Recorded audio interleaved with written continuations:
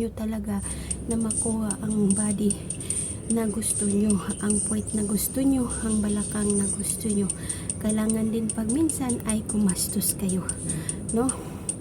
Actually, ang ganda ng face ko ngayon, no? Hindi pa ako naglagay ng filter yan, guys. Kasi pag nilalagyan ko siya ng filter, lalo na pag nag-exercise, nagbabounce yung camera natin, no? Nagbabounce kasi nalilito yung filter kung saan niya ilalagay yung tamang, ano. So, yun lang yung piniplex ko sa inyo lagi na ginagamit ko na na collagen. Yun lang ang ginagamit ko, guys, wala nang iba. At saka serum, no, medyo mahal lang nga lang ang serum, pero kung gusto nyo talaga na gumanda at kuminis ang mukha like Korean, gawin nyo, guys, bumili kayo, ha. Ayun, ganun lang, guys, kasimple yung ginagawa natin. Magwo-workout lang tayo araw-araw. So makikita niyo ako sa pagwo-workout para lumiit yung pusong ko. Tingnan natin sa within 1 week kung mayroon bang improvement yung ating pag-workout sa puso natin, kung lumiit ba ito or hindi. Pwede nyo ito ulit-ulitin araw-araw 3 times a day, at pwede nyo rin itong gawin sa isang araw, isang beses lang. So paglaanan nyo ito ng oras para makuha nyo ang gusto nyo bat at saka balakang puso na hindi na mag-ulbo, guys. Hindi na ano ba tawag yan sa Tagalog? Pasensya na kasi mix kasi ako, hindi ako pure na Tagalog. Hindi ba yung mas malaki kaysa tiyan yung puso?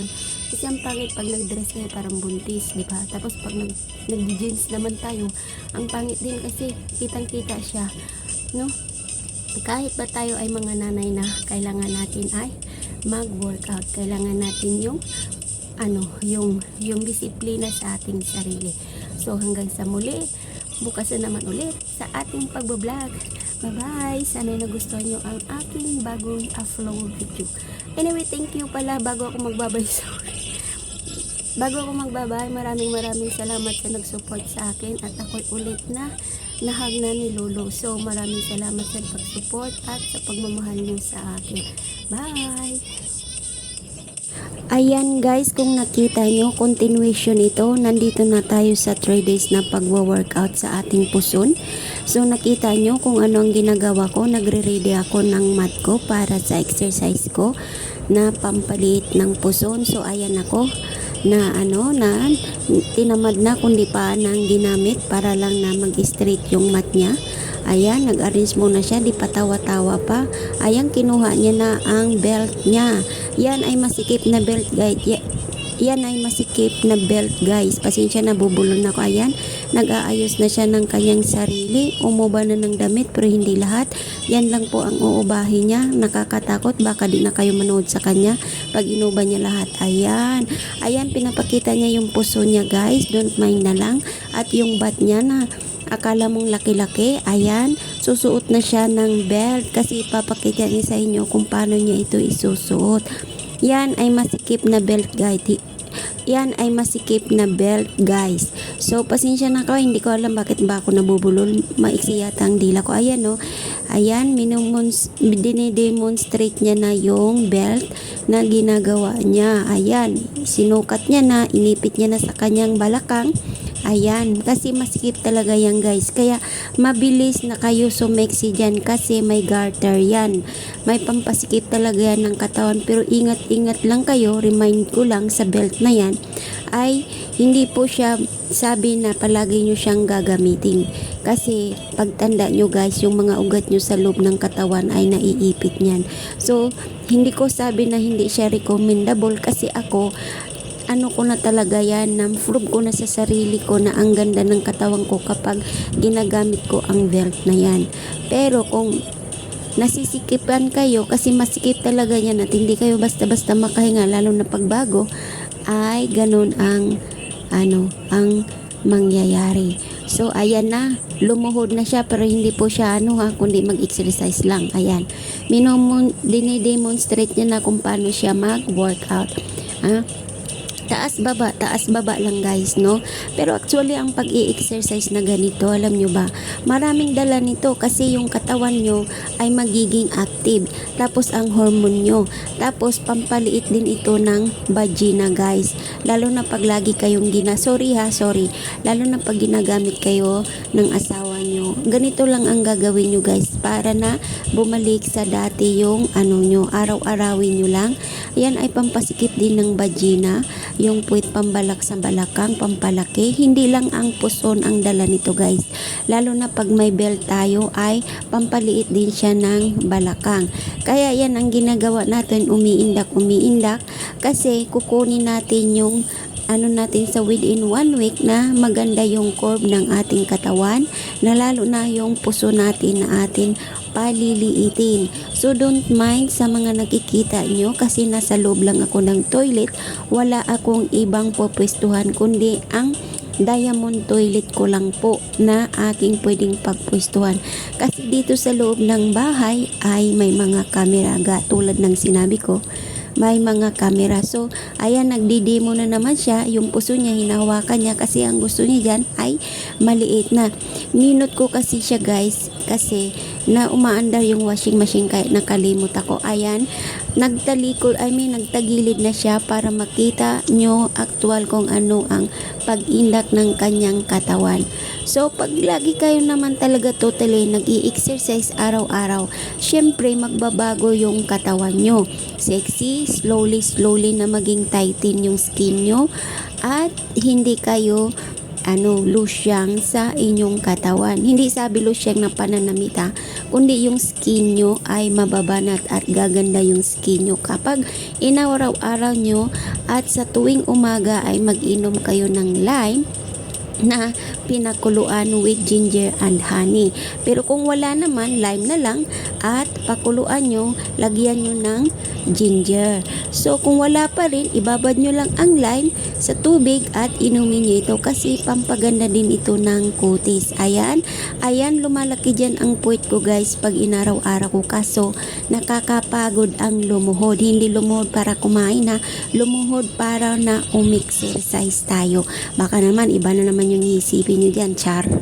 Pasensya na, para hindi tayo maboard. Ayan, no? Every 100 times na nag-count kayo ay magpahinga kayo at uminom kayo ng tubig. Pwede man within 30 seconds ay pwede kayong uminom ng tubig. Ayan, tumayo si Kunyang, nagsipa-sipa na parang magkakarati sa inyo. Inaano niya lang yung paa niya kasi nangangawit yan. Masakit kasi sa tuhod lalo na pag hindi ka sanay. Ayan.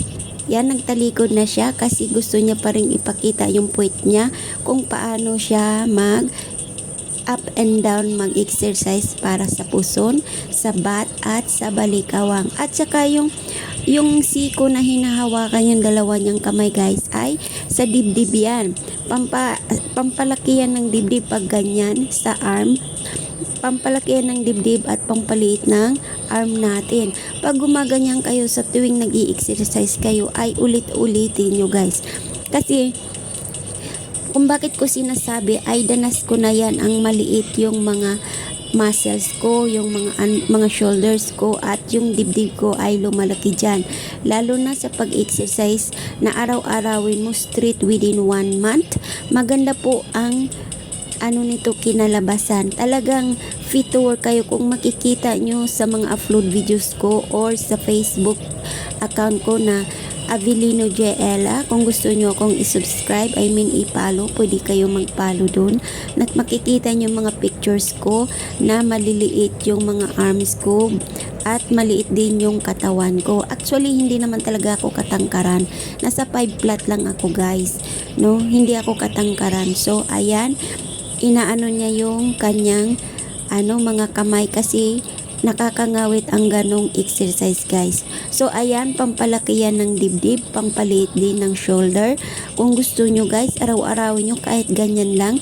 Pwede naman kayo mag-upo, pwede naman kayo tumayo. Basta ang kaya nyo at hindi kayo tamarin mag-exercise. Kailangan active kayo sa pag-workout kung gusto nyo talaga na lagi kayong hindi moody at active, masayahin sa buong araw, nakakapag-isip ng tama, pero minsan hindi natin naiiwasan ang maging moody. So, pang 3 araw na po natin sa pagkaganito. So kung nakikita yung iba kong video ay simple lang, ito ay medyo dinagdagan ko ng kaunti para naman hindi tayo maboring sa papanood na at baka mauyam na kayo sa aking mga video at hindi na kayo manood char. No, sinishare ko lang actually ang mga ginagawa ko na routine ko araw-araw. Hindi po ako, remind ko lang, na hindi po ako professional. Isa lang po akong ordinary na nagwo-workout at sinishare ko lang po kung ano yung nalalaman ko sa pagwo-workout, sa pagsusumba ko po at sa pagbablog ko. Sinishare ko lang po sa inyo para may idea rin kayo kung paano nyo elaborate yung mga videos nyo or elaborate yung pagbablog nyo. Tama bang elaborate? Tapos para na, kasi paiba-iba naman tayo ng mga kinukuhang captured na mga video moments natin para mai-upload tayo. Hindi lang sabi na nag-earning tayo dito actually, kundi ito ay napaka-memorable natin na ginagawa sa tuwing araw-araw na pamumuhay natin. Kasi 'di ba may mga talent tayo kanya-kanya. Ayan, yan ay stomach naman guys. Pampaliit yan ng tiyan. So ako dyan, hindi ako madalas gumaganyan kasi naninikip yung dibdib ko, hindi ko alam. Kasi ayan, yan naman ay sa puwet, sa legs natin ay pwede yan, no? Sa paglaki ng puwet natin at legs, pero nakakangawit ang ganyang eksena guys. Ang ganyang forma, nakakangawit yan guys, lalo na pag hindi kayo sanay. Ayan, lalo na naka-stack kayo ng ganyan na para kayong pupunta ng toilet. Actually, nasa toilet naman talaga ako eh. Ayan, ganyan guys. So, ayan, hindi nagsasalita ako dyan kaso nakalimutan ko. Ayan, tinuturo ko yung dibdib ko at shoulder ko ay kasi pampalaki po yan ng shoulder. Pampalit ng shoulder at pampalaki ng dibdib. Nakita nyo naman, ang dibdib ko hindi man sa kasi ang dibdib ko ngayon ay nasa 38B. So, hindi ko naman sabi na kasi yung iba nagugulat talaga bakit biglang lumaki yung dibdib ko kasi actually maliit lang yung dibdib ko. So since 2018 nagwo-workout na po ako, siguro nadala na rin yan sa pagwo-workout ko at ayan lumaki na nga yung dibdib ko. Ayan, tumayo na si Kunyang, pati tinuturo niya yung puwit niya kasi ganyan din yung at yung puso natin. Kasi yung purpose natin dito ay paliitin yung puso natin. Pasensya na minute ko kasi nakalimutan ko yung washing machine na umaandar at saka yung dryer. Ayan, kailangan 3 times a day nyo ito gagawin o pwede nyo 30 minutes, 15 minutes, or 5 minutes everyday ay pwede nyo pong gawin yan. Ayan, nagsasalita ako pero hindi nyo na yan maiintindihan kasi ang sinasabi ko dyan, kung mayroong kayong porsigido kayo na magwo-workout ay pwede nyong gawin lahat ang gusto nyo na makuha nyo yung fit to work na body na gusto nyo, na katawan na gusto nyo. So, kailangan hindi kayo lazy, hindi kayo tamarin, at kailangan strict